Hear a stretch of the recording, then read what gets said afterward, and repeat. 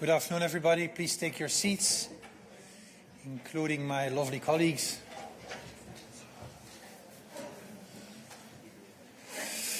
So again, good afternoon and welcome to our midday briefing. First thing I have to say is that the HEBDO meeting, the meeting of the heads of cabinet, is still ongoing, so I cannot yet give any further details regarding the press arrangements for the college meeting. But of course, as soon as the meeting is over, we will get back to you with further details. And with this, I can take your questions.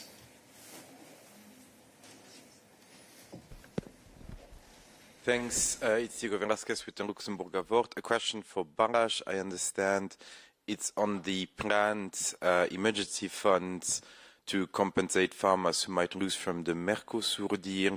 I wanted to know what stage of planning we were, what's the thinking behind it is, and have all the details possible you can share at this stage. Thank you.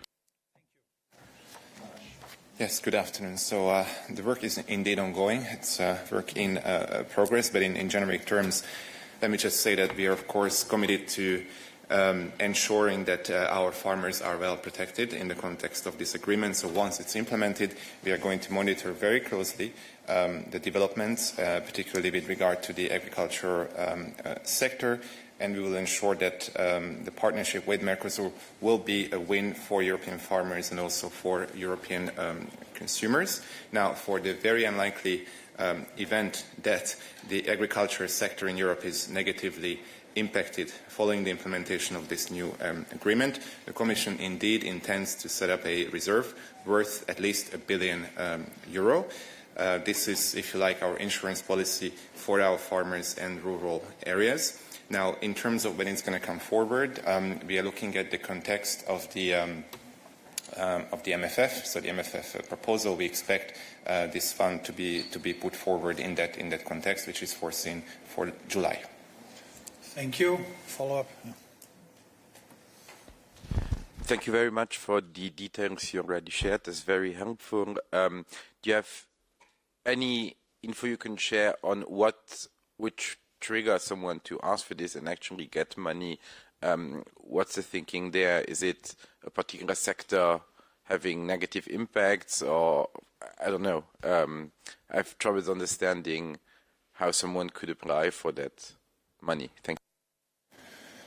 Not quite at the moment, but I think what is important to point out is that we already have a range of safeguard measures in place, which are there to protect our farmers if needed. So, for example, the maximum Mercosur imports have been carefully calibrated. So, if you look at the draft agreement, we can see that there is an inbuilt safeguard clause as well, which can be activated if needed, and it will give the opportunity to the Commission to respond quickly in the event of a serious market impact. In other words, we can take corrective action if needed. Now, the fund will come on top of this. Since the discussions are ongoing at this point in time, of course, I cannot speculate on the details, but as we move forward and closer to the MFF proposal, one can expect more details to emerge. Thank you very much. Any further questions on this? Raise your hands if that is the case. No, Noureddin has another question, I see. Okay, do we have any other questions for Balázs today? Raise your hands if that's the case. That is not the case. Then we can take another question, another topic. Yes.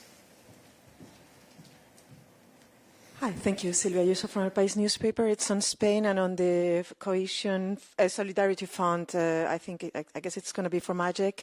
The Commission has just announced it's given the paid advance of €100 million from the solidarity fund to Spain for the flood disaster in Valencia. I see the brief press release. I was wondering if you can walk us through why. I mean, it's the maximum allowed, so does this mean that it's a sign that Spain can expect the whole amount demanded? And what are the next steps if there's a calendar for the next funds? Because it's 4 billion in total. Yes, absolutely. Very good questions. Much I will take them happily, I think. Thank you and good afternoon. Yes, indeed. As we've announced, we are making this advance payment to Spain out of the European Union Solidarity Fund of 100 million euro, as you know. At the same time, as you also may know, the assessment of the application is still ongoing. It was made by Spain at the end of January, and it usually takes a few months for the Commission to make its assessment. Only after this assessment it is made, we'll be able to make a proposal of the total amount to be paid to Spain. And this proposal goes to the budgetary authority, so the Council and the Parliament, and then they take the final decision on the amount to be granted to Spain. So with that 100 million, that's not, the process doesn't stop with that. That's an advance, but the assessment of the ongoing damages is ongoing. Thank you. Any follow-up questions on this? No. Any other questions for Maciej? Raise your hand if that's the case. That does not seem to be the case. Thank you, Maciej. We take another question. Yes.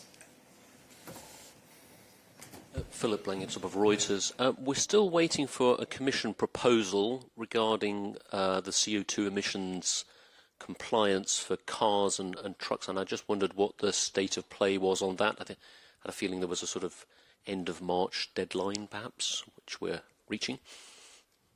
Thank you. Anna Keizer.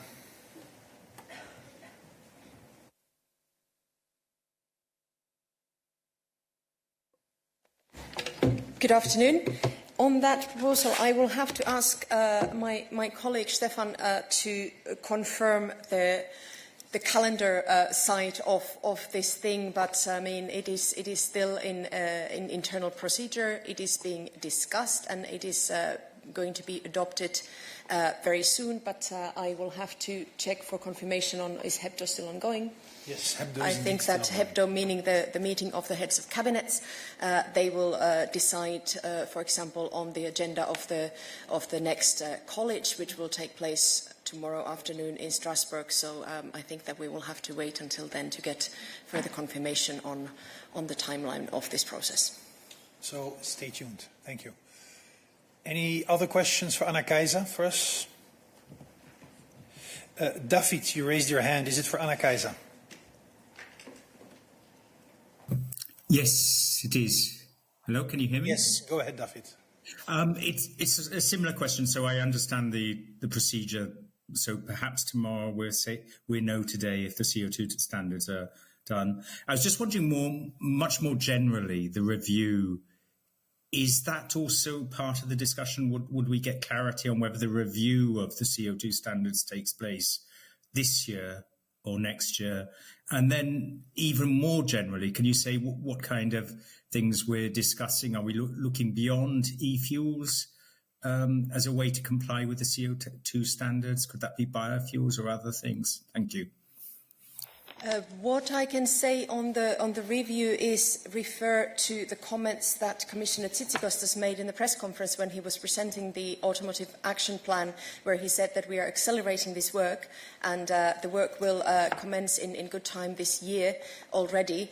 But I do not have anything new to confirm, neither on the contents of that. I would refer you to his remarks and to the Q&A that he gave following his press conference. It took place on the 5th of March. Thank you. Any other questions for Anna Keizer? No. Any other questions for us? Yes. Hello, Julia Sarivan, Journal TV, Republic of Moldova.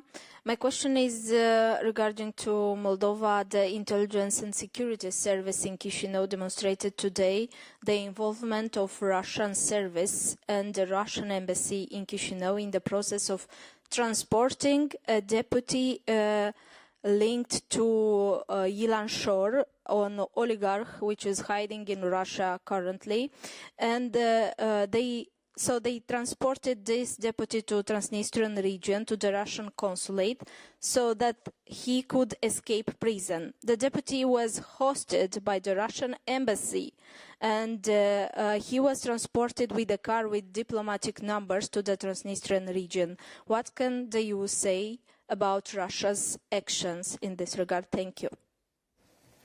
Thank you. Anita. Thank you for your question. It is in fact for the Moldovan authorities to investigate, and we have full trust in the authorities that they will do so diligently. But as such, if proven true, and looking at this example, it fits very well in the Russian propaganda textbook, and not only propaganda, but concrete actions, both to interfere with the country's democratic process, as seen just recently in the referendum and the presidential elections, from cyber attacks, from information manipulation, from destabilization activities in the Transnistrian region and Gagauzia, and now, as you say, if proven true, to resorting to transport the sought criminal. So we stand in full solidarity with the Moldovan authorities, and will continue our cooperation to strengthen the country's resilience in this respect. Thank you. Any follow-up question on this? No. Any other questions for Anita? Is it for Anita? Yes. Angela Scoogens from TVP World. It's about US President Donald Trump announcing on Sunday he would potentially impose secondary tariffs of up to 50% on all Russian oil if he feels Moscow is blocking efforts to end the war in Ukraine. I'm curious as to whether the EU would ever impose a tariff on oil like the US model to punish Russia. I am aware that the EU has taken the outright ban sanction approach, but why did you take this approach instead of tariffs? Thanks. Yeah, I thought you wanted to take the questions before. No. We'll take your opportunity. I will thank you for your question. We will handle your question. Olaf will come. But first, I would like to take the opportunity of Anita's presence here on my right side to see whether there's any further questions for Anita, and we'll get back to your question. So questions for Anita first. Jacob, is it for Anita?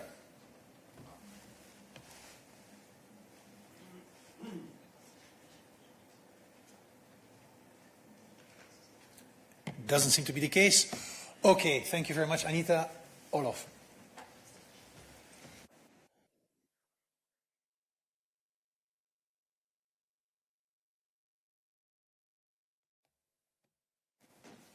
Angela, do you mind just repeating the question, please? So US President Donald Trump is threatening, or is suggesting, that he could impose secondary tariffs of up to 50% on all Russian oil. This is if he feels that Moscow is hindering the efforts to end the war in Ukraine. But I'm just curious as to why the EU took the approach of the outright ban of Russian oil imports rather than tariffs. Why did the EU decide that this was the right route to take? Thank you. Look, in response to your question, all I can do is recall why we've taken the steps we've taken. We have an oil price cap. We've taken several steps to reduce Russia's energy revenue. So our price cap policy, the goal here is to restrict Russia's oil revenues while supporting global energy market stability. We are aware of circumvention risks, but that's the policy we are deploying at present. There's a price cap coalition in place which closely monitors markets and industry compliance, and with this, is committed to take action to ensure the price cap policy delivers on the goals I mentioned. I hope that gives some sort of answer to your question. And important to recall that what is happening in Ukraine is very clear. Russia is the aggressor. And so it's important that you take actions to weaken Russia. Very important to reach a just and lasting peace. And this is one of the reasons why it's important that we also tackle the economy of the aggressor, being Russia. Yes. Sorry, one quick follow-up. Would you say that the price cap for oil, this is a more efficient measure to target Russia than tariffs? Thank you. In terms of what US President Donald Trump is suggesting. Thanks for the question. Look, I'm not going to go into a kind of a comparative thing. This approach is the EU approach, the one we have opted for. We believe it is having an impact, and that's really all I can say at the present time. Thank you. Do we have any other questions for Olaf? I see hands raised in the... wait, yes, I'll take your question first, yes. Thank you, Stefan. Luis Tovar, Informativos Telecinco Spanish TV. President Trump just announced he will revoke the permission of some oil and gas companies to export oil from Venezuela. I don't know, in that case, what the European Commission could do to protect the interest of these companies, and if these measures could be taken into account in the tariff or the measures that the European Commission is planning to impose in order to protect the interest of these companies. Thank you. Companies like Repsol in Spain. Thank you. Thank you for your question. I can't go into detail at this point about potential actions that we may announce this week, including on this issue, until we have the full picture, incorporating the expected tariff announcements from the US later this week. We can't say much, so please bear with us until we have the full picture, and then we should be able to give you some indication of our planned course of action. Thank you, Olof. Yes, it's for Olof. Kisha Hekster, NOS. I was wondering, I'm assuming you've all seen the story in FT and other newspapers that Trump and his administration has sent a letter to different European large companies that are dealing with the states and asking them to comply with the DAI programs, or actually the finishing of these programs. And I was wondering what's your reaction to this, and if you've had any questions from any of these companies to ask for some European coordination. Thank you very much for your question. This question will be handled by my colleague Eva. We will, a few moments, and we'll get back to you. But let me first take other questions for Olof. Yes, please. Hello, Binna from Europe News Agency. I have a question in China, so about the readout that you released this morning. Was there any new progress regarding the negotiations of the price undertaking regarding the Chinese EV tariffs? If you can share. Thank you. Thanks for the question. Unfortunately, I can't provide any more information beyond the readout Commissioner Šefčovič has issued this morning. Also for Olof? Yes. I had a follow-up of my question. If the European Commission could do something to protect the interest of these companies like Repsol that are being punished by the US administration with the revoke of these permissions to export oil from Venezuela. I think I answered your question. I mean, we're not at a point yet this week where we can provide responses to certain topics arising from Washington. We have to wait until we have the full picture. That's how it's going to be this week, until we have the full picture. Thank you. For Olof still, I see David, you raised your hand. Is it for Olof? Yes. Can you hear me? Yes, go ahead. It's back on the Russia's oil sanctions. I was just wondering, given Donald Trump's mixed messaging on Russian aggression in Ukraine and sanctions and so on, I was wondering if the Commission had seen any evidence of less enforcement of the G7 oil price cap that you mentioned, or any other sanctions against Russia over its aggression. Thanks. Thanks for your question, David. To the best of my knowledge, there's no evidence of any the patterns you're suggesting, but if you agree, I'll double check with our experts and come back to you. Thank you. Tony Connolly.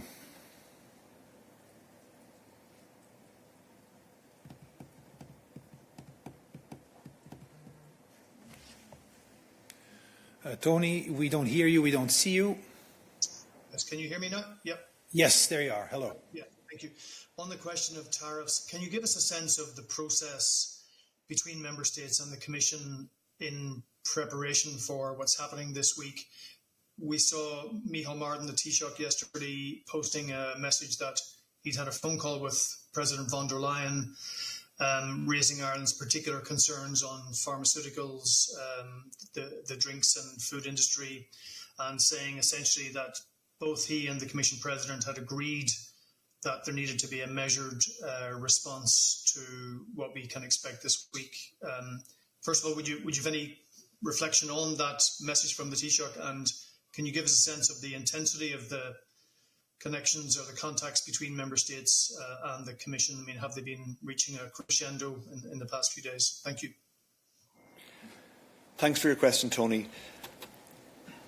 Of course, there is constant ongoing contact at various levels between the Commission, which implements EU trade policy on behalf of our member states, and those same member states. Having that two-way feedback is essential to ensuring that any response we come forward with to any current or future US measures or tariffs is well calibrated, well targeted, timely, strikes the right balance between having the appropriate impact on the US economy and achieving the minimal amount of impact here in the EU economy. So, yes, I think it's fair to say that those contacts have intensified in recent weeks as we build up to the expected announcement from the US this week on a variety of tariff measures. I can only repeat that I think the example you gave where President von der Leyen had been in touch with the Irish Taoiseach Micheál Martin shows, first of all, that constant contact is happening, and it shows a high degree of convergence between how we act on these complex issues. So that will continue, and we expect that our member states will be in touch with us, and we will be in touch with them as we build up to what promises to be a busy week. Thank you very much, Olaf. Any other questions for Olaf? Raise your hand if that's the case. No. Then I will maybe take a question from Noureddin. Noureddin, you have a question for Anwar, I believe. Merci, Stefan. I have a question on Israel and Palestine, and one question on Iran. I will start with Palestine. The Israeli government, or Israeli Security Cabinet, decided of one project which cut off the Palestinians from access to some part of the West Bank, which endanger definitely the Palestinian state. In the same days, the Red Crescent humanitarian workers, civil protection people have been killed in Gaza. Children, women are being killed on a daily basis. I don't find other question than to ask you what is your reaction. Even I can expect that, but maybe more fundamentally, when the European Union will act decisively a little bit to make the position of the European Union more credible. My second question on this is about the visit of Mr. Netanyahu to Hungary, despite the arrest warrant of the ICC. We know what the European Union think about the international law, about the international jurisdictions. Is there any reaction that you can give us when Prime Minister accused of the worst crimes spending holidays in European soil? Shall I go ahead with the Iran question, or I leave it? Okay, I go ahead with my third question on Iran. Let's first take the questions here, the first questions. Go ahead. Thank you, Stefan. Good afternoon, Nordin. Several angles to unpack in your question. I will start first with our position that I will here reiterate. The European Union remains firmly committed to a lasting and sustainable peace based on the two-state solution. This is clear, and that has been our long-standing position on the issue. We, as EU, we are ready to contribute to all efforts towards this solution, and we call on all parties to refrain from actions that undermine its viability. We will continue to work with regional and international partners to that end, and we will continue to support the Palestinian Authority and its reform agenda. Now, on the ceasefire negotiations, because you have also raised that angle, if I am not mistaken. The EU has continuously supported and will continue to support the efforts by the mediators in that sense. The EU believes that the resumption of negotiations is the only way forward. A return to the ceasefire is essential, leading to the release of all hostages and a permanent end to hostilities. Humanitarian aid access and distribution, as well as the supply of electricity to Gaza, must be resumed immediately. Palestinians and Israelis have suffered immensely in the last year and a half. It is time to break the cycle of violence. Concerning the question on the ICC, our position is clear and is unwavering. The EU supports the International Criminal Court and the principles set out in the Rome Statute. The EU respects the court's independence and impartiality, and we are strongly committed to international criminal justice and the fight against impunity. And allow me to recall here the Council conclusions of 2023, where the Council calls upon all states to ensure full cooperation with the court, including by the prompt execution of outstanding arrest warrants and to enter into voluntary agreements. I think this is clear in terms of our position on the matter. Thank you. Thank you very much. Before we go to the question on Iran and also the question on DAI, which I will handle later, any other questions for on Gaza for Anwar?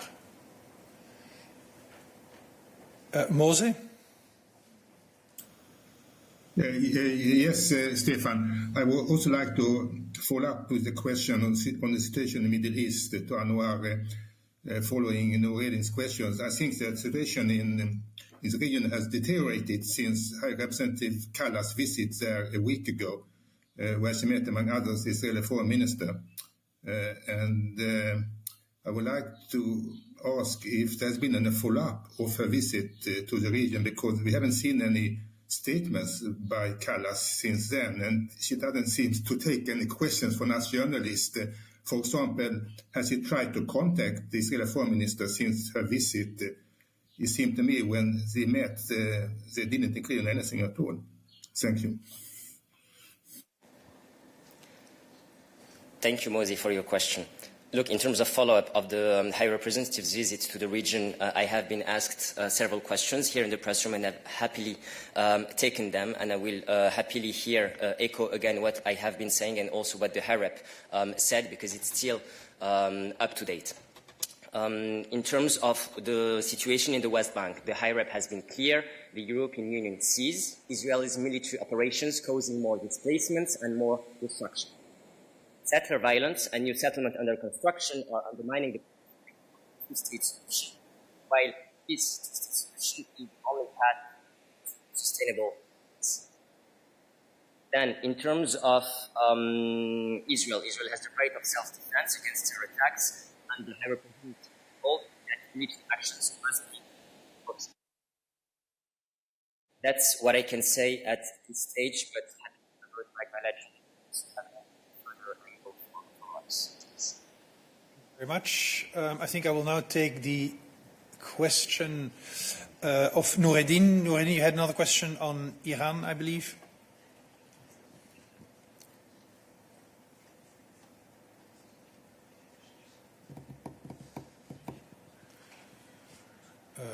Noureddin, we don't see. Yes, there you are. Go ahead. Stefan, if you allow me follow up, please, on the question of the Middle East. The European Union is committed to the two-state solution and to work to the implementation of that. Can Anwar have any detail about, any information about any ongoing effort regarding the next conference, which will be organized by France and Saudi Arabia in New York in July? for the implementation of the two-state solution. If I don't know if you have or you may not, maybe later on. And on Iran and the United States are exchanging during the weekend threats. President Trump is threatening to bomb Iran if there is no solution for the nuclear deal. Iran is reacting by threatening also to, let's say, to respond harshly to United States, including the Diego Garcia military base. Anwar, could you be explicit about any diplomatic effort that the European Union is doing now to defuse the situation, and also to respond to the Iranian who said last week via the Foreign Affairs Minister that he is or Iran is ready for indirect talks with the United States. 1 or 2 years, European Union conducted the indirect talks between the United States and reached almost all the points. But is there any effort now to revive these indirect talks led by the European Union, as the EU did 1 or 2 years before? Thank you. I will try like this. Yes, I'm told it works. On the first question, vis-à-vis the Middle East peace process and the meeting that you have mentioned, I don't have any information at this stage, so I will refrain from further commenting. On Iran, there is no alternative to diplomacy. We took note of the openness to indirect talks signaled by Iranian officials, as reported by the media. And as the High Representative said at the UN Security Council recently, there is no sustainable alternative to a diplomatic solution, and a multilateral approach, like the one of the JCPOA, remains key. On our side, we continue to keep our channels open with all the parties in view of a diplomatic solution. Thank you. Thank you very much. Any last questions for Anwar? No, then we go back to the question on DI. Eva, could you join us?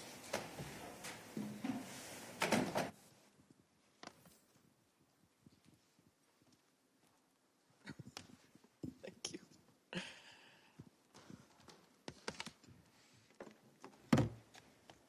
Good afternoon.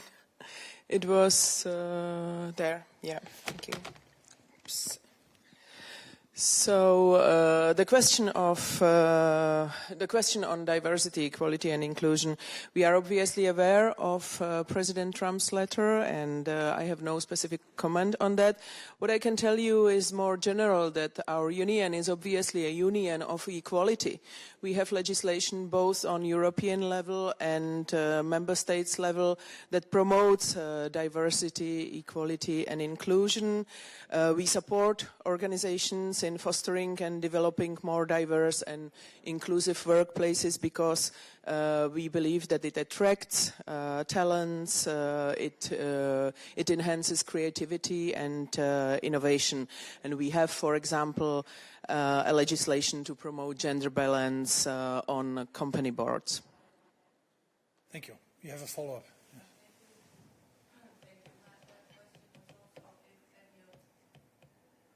Working. Yeah, now it's working. The question was also if any of the companies have asked officially or unofficially for any advice from the European Commission how to handle.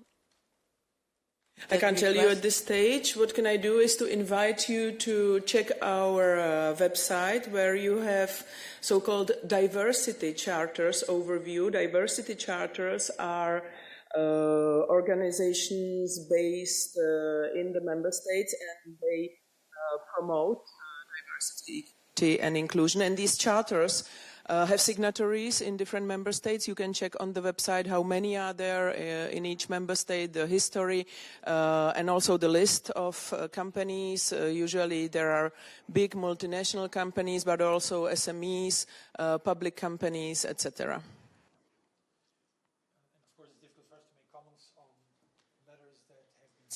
Allegedly 2 companies, so letters where we are not involved, I would say. Yes.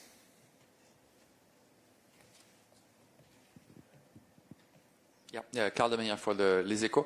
I just wonder if you know in how many member states such letters have been received, and is the Commission planning to advise the member states on what kind of response their companies should make? We are assessing the details. At the moment, I can't tell you how many letters, and I can't tell you anything about our possible reaction. Thank you. Yes? Thank you. David Carretta, Radio Radicale. Yes, it's a follow-up. In general term, is there any legal provision that forbid or allow a third country to impose such an obligation on EU companies? That allows third country? Yes, the Trump administration has sent a letter imposing some obligation in terms of diversity policies to EU companies. So I'm not asking you. Well, I would ask you, but I know that you don't comment normally on specific cases.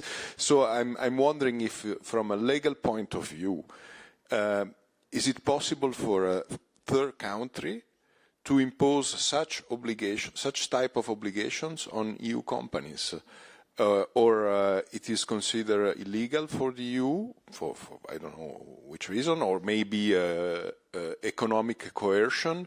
So if you can give us the legal background of this issue, basically. Thank you.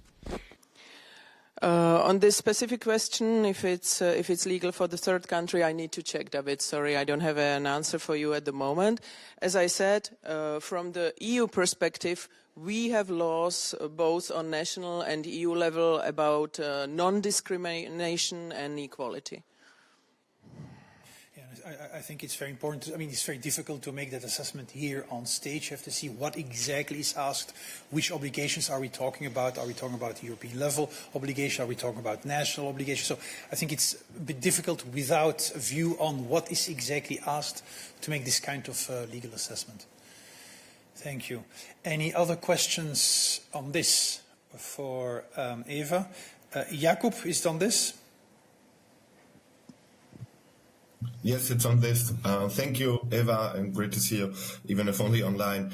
I have a follow-up question on this. I heard about the letter from the French embassy to French companies saying that they cannot promote DEI if they want to have contracts with the American government. But you also mentioned a letter from Trump, and I was wondering if it's a different letter or if it's the same letter that you were referring to, and in general, whether you have heard of more such letters, and what will the Commission's reaction be in general to this kind of foreign interference from the United States that goes, as you said, against our own laws, for example, in terms of gender equality? Thank you. Thank you, Jakub. It's also good to see you. But as I said, I can't tell you more at this stage. We are aware of the letter that was sent by the U.S. administration to the companies. We need to know a bit more details before we react. And as you know, and as you've pointed out, anti-discrimination and equality is based on our main values. Very important values, for that matter. Any other? No, I don't see any other questions for Eva. Do we have any other questions today, David?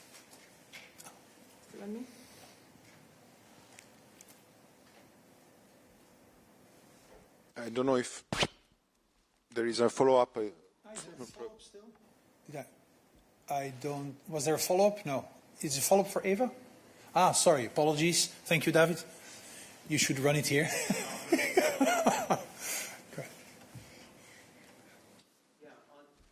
On this question of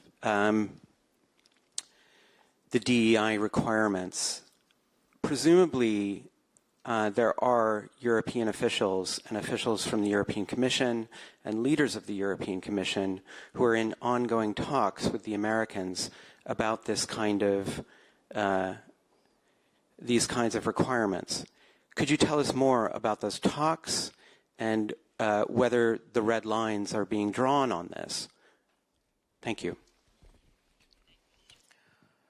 I can't give you details about these talks, I'm sorry. As soon as we have something to communicate about the talks with the United States, we will keep you posted.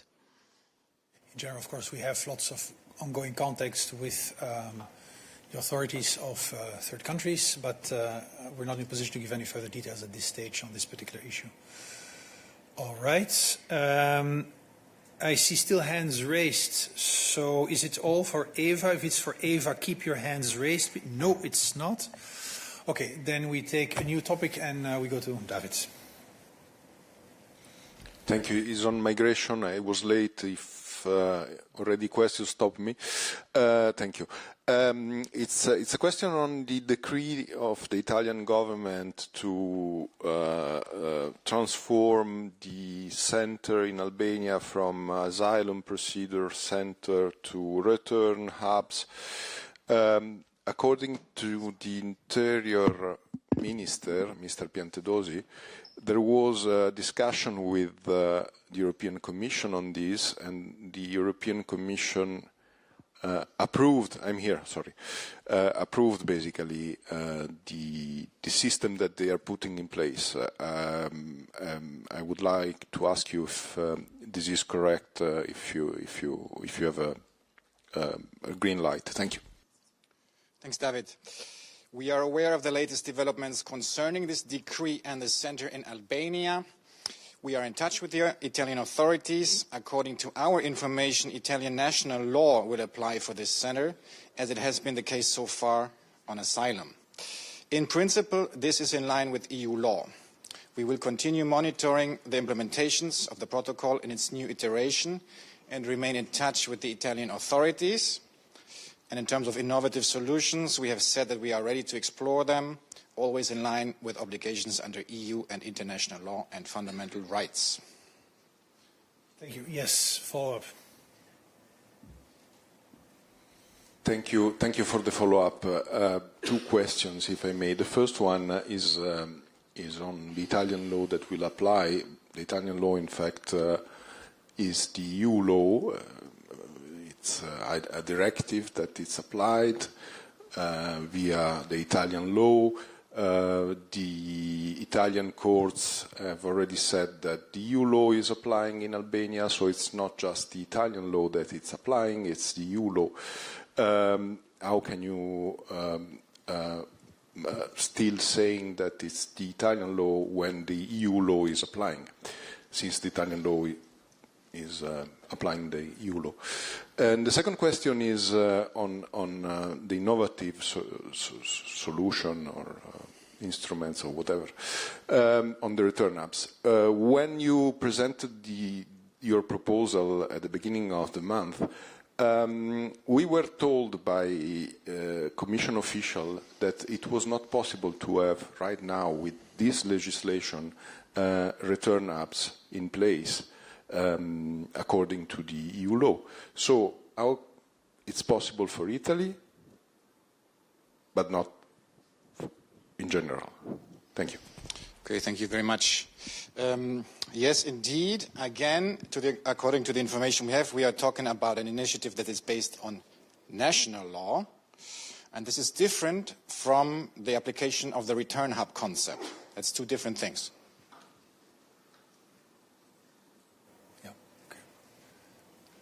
All right. Yes, we have some. Yes, Odile. Yes, I just heard on the BBC this morning that there is a convention about return in London, and I just would like to know whether the EU Commission officials are taking part to that meeting. Merci, Odile. I will have to come back to you and check. Other questions on this for Marcus? I see hands raised in Interaxio. George. Good afternoon. It's not on this, if I may. Yeah, but go ahead. It's from Marcus, I understand, right? Go ahead. Yes. This is for Marcus, I guess. I had sent, as Yorgos Kakoulis Kathimerin in Cyprus, I had sent a question to the Commission a couple of weeks ago now regarding this accusations of pushbacks off the coast of Cyprus. There was a back and forth between NGOs, the UNHCR and the government whether this accusation should be investigated. Could the Commission clarify if the Member States are obligated to investigate accusations and whether they can refuse and what criteria apply so that a Member State can refuse to investigate an accusation?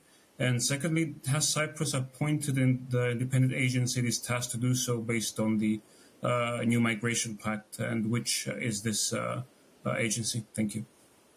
Thank you. Thank you very much, Yorgos. Yes, I'm really glad that I'm able to reply to you now because we have the reply.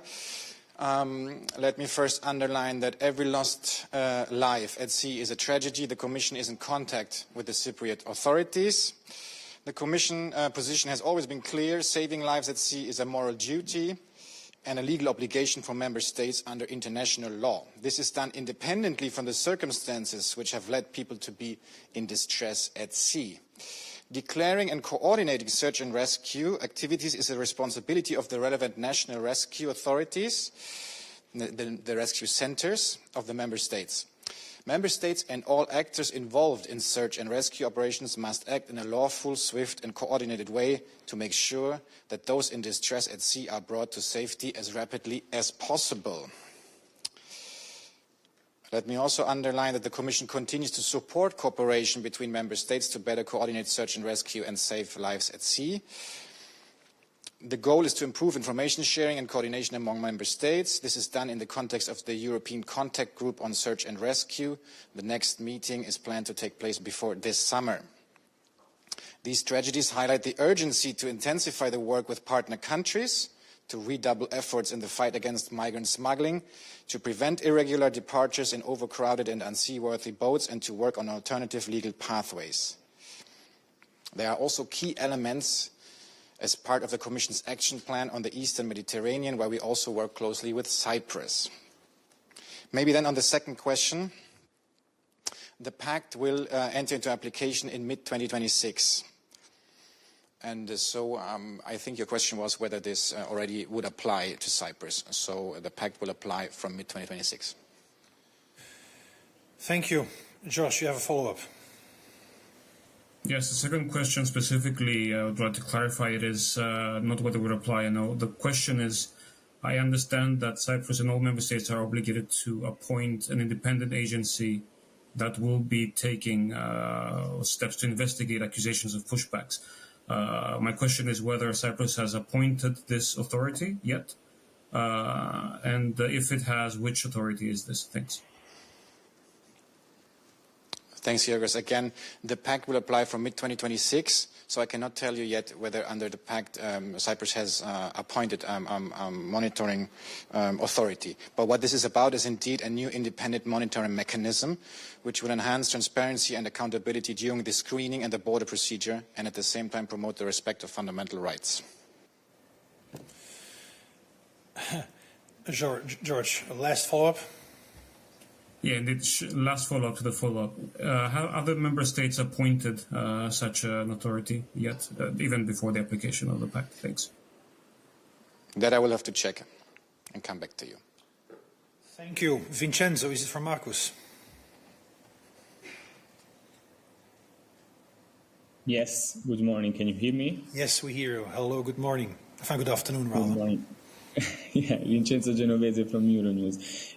Actually, my question is a kind of follow-up of David's question, because the Italian decree means basically transferring rejected asylum seekers into a third country without their consent, which, as far as I know, is not possible now in the EU law. So, on which basis are you saying that this is in line? Are you maybe considering the centers in Albania as Italian territory? Thank you. Thank you very much. Yes, I think that I've replied to the question in my first answer. We are in touch with the Italian authorities. According to our information, Italian national law will apply for these centers, and it has been, as it has been the case already under the protocol previously, however, on asylum. And in principle, this is in line with EU law. David, you're coming in again. Sorry to ask again, but I need some time to reflect to some of your answer to ask you again, because I'm surprised by your answer. What's the difference between an hotspot and what the return hubs? Sorry, confused today. What is the difference between a return hubs and what the Italians are putting in place? And second question on the specific that you are giving us as an answer. So a migrant will be taken from Italy, EU country, to a third country. He will arrive via plane or via boats, I guess. I don't think that they will make the tour of the Balkans to arrive in Albania. So against his will, he will be sent in a third country. He will pass the border, and then he will go to a center where the Italian law will apply. What are you going to do to this guy when he will be in Albania, when he will debark in an Albanian port? What law will apply in this moment, in that particular moment? The Italian, the Albanian, the EU? I mean, this legal concept that you are creating, how can it stand in the reality and then in front of a court? Your argument was already rejected by Italian court 3 or 4 times, I don't remember. We are waiting at the European court saying the law of the European Union. So how can you apply this type of legal creativity? Thank you. Thanks, David. I'm sorry, I didn't fully follow now the second part of the question. Which concept were you describing right now? I know, it's confusing also for me. The fact that the Italian law will apply to the system that they are putting in place. So you're describing the new approach by Italy at the moment. Yeah. Okay. I mean, you have said that this is not a return hub, and the Italian law will apply. But at the same time, in fact, in all the procedure, there will be EU law applying. In Italy, at the border with Albania, and so on. So, can you go deeper in the legal reasoning which you are using to justify what is in fact illegal according to the EU law today? Okay, maybe one more point on the difference. For the very specifics of what's happening in Italy, I would also refer you maybe to the Italian authorities. But maybe on the difference also to the return up. National law is being applied, and here the centers in Albania are part of the procedure taking place before return to the country of origin is carried out. And according to the information we have, these individuals received a return decision from Italy and would be detained while waiting for the enforcement of this return decision by Italy. This is fundamentally different from the return hub concept. And Maybe what I would like to add to David, I think it's good that we don't turn the press room into, although I fully understand your questions, into a courtroom. I mean, it's very difficult to go into very individual cases, hypothetical or less hypothetical cases, and see what the different legal aspects could be.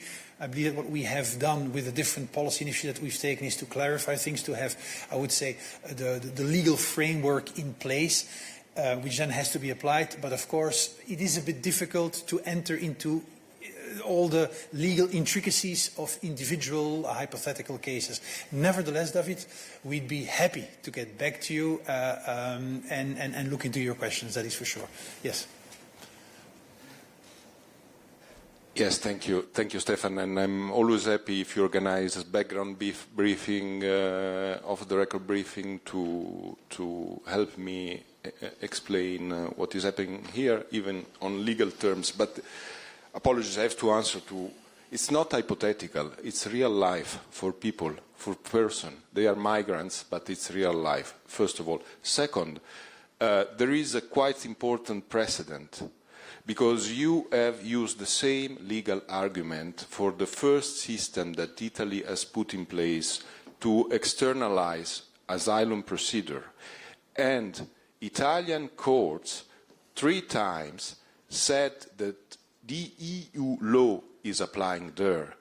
And that was not the argument used by the European Commission, because the European Commission put their stamp on this system saying this is the Italian law, not the EU law. So, apologies if I ask this type of question, but they are quite relevant from a legal and from a human point of view. Thank you, and sorry again for my comment. No, thank you very much, David, and I fully agree with the importance of these questions. But we'll get every case, each individual case has its own specificity, so it's a bit hard to stand here on the podium and to enter into a legal assessment. Nevertheless, as I said, we'll stay happily in touch with you and try to make sure that we can help you clarify things as much as possible. Do we have any other questions from Marcus? I see Jorge, you raised your hand. Is it on this? Yes, hi, hello. Sorry, I need to jump in as well, because I do remember how your own officials were telling us some weeks ago that Italy could not do this until the new regulation was approved, but now you're saying that it can do it. So just to understand, the difference is that with Albania, the jurisdiction in Albania is Italian jurisdiction, no? Because it's an extension of Italy and it's managed by Italian staff, while in the return hubs that you're suggesting, the jurisdiction will be under the third country and the hubs will be managed by people from the third country. Is that the difference on the jurisdiction and the staff of the management? Thank you. Yes, thanks, Jorge, for the clarifying question. Indeed, with the returns regulation, we are introducing the scope for member states to explore new solutions for returning people with no right to stay. We are creating the legal frame, including with minimum conditions for any such hub to be created.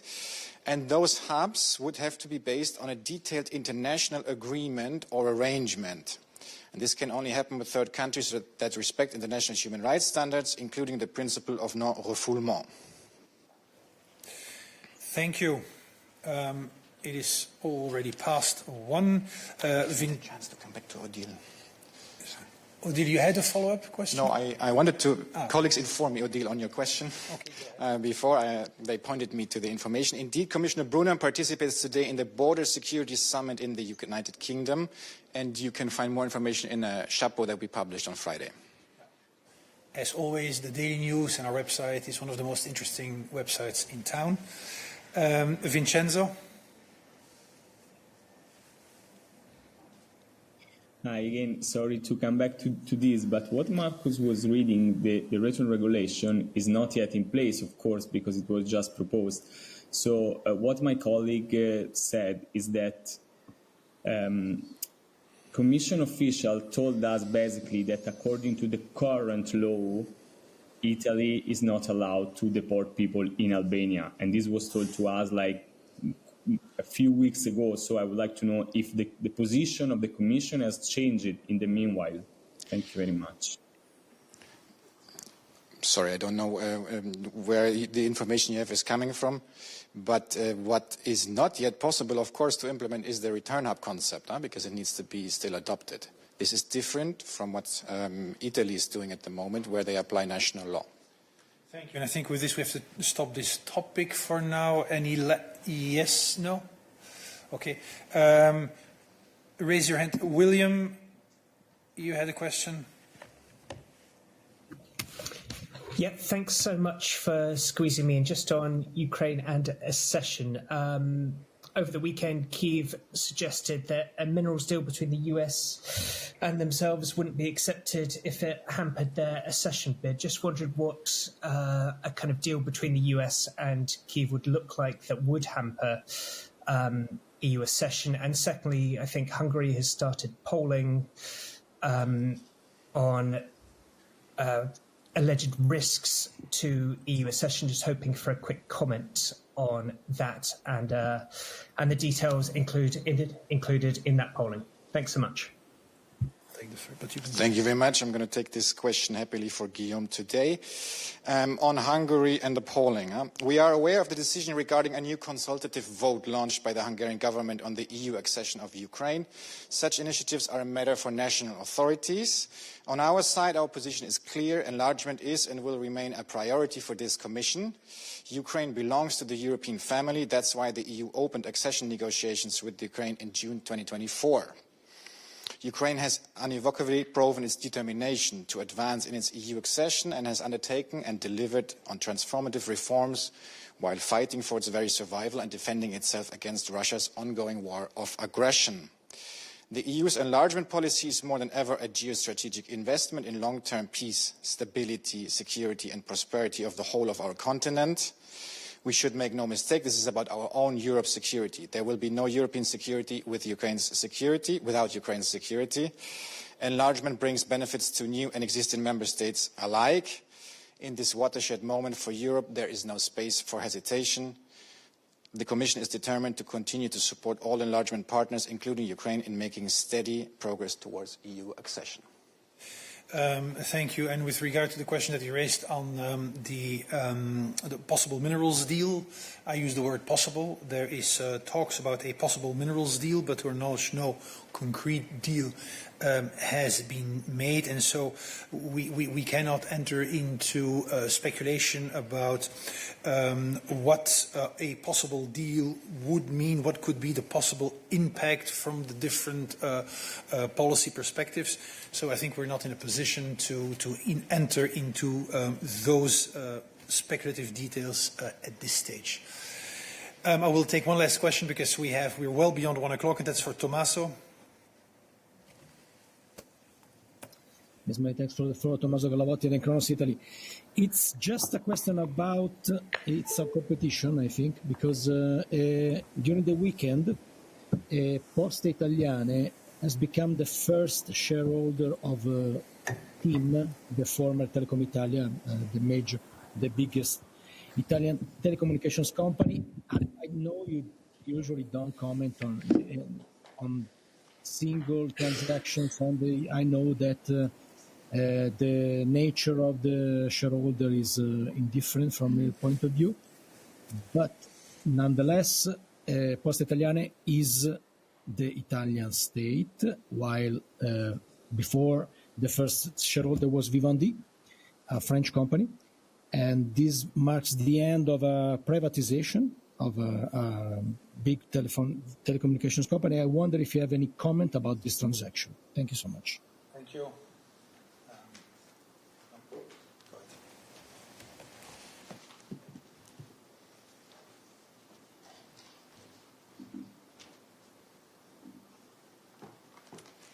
Thank you. I will be very, very short, no comments. Maybe just to clarify also that we, as the Commission, we have not looked into this transaction because it was not notified to us, it was not notifiable under our thresholds.